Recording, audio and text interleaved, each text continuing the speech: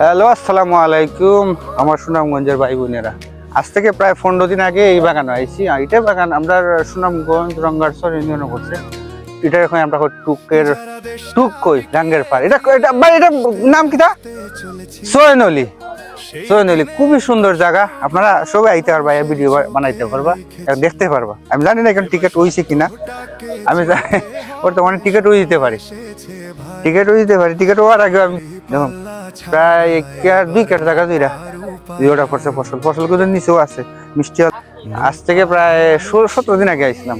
এখন তো আবার ফুটছে। গ্রাম এলাকার মানুষ, সরল মানুষ বুঝতো না, তো বেজাল করবো।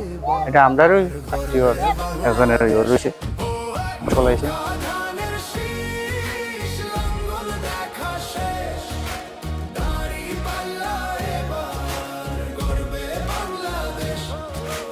মূল অ্যাড্রেসটা আমার বাইরের কাছ থেকে নেই, আমার বাইক ভাই অ্যাড্রেসটা কোনটা বলা দিই।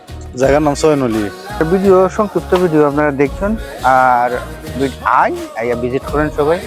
সোয়েনলি টুকই গাঙ্গের পাহাড়, সবাই আইবা এবং দেখবা, কিন্তু ফসল নষ্ট করবা না, ঠিক আছে?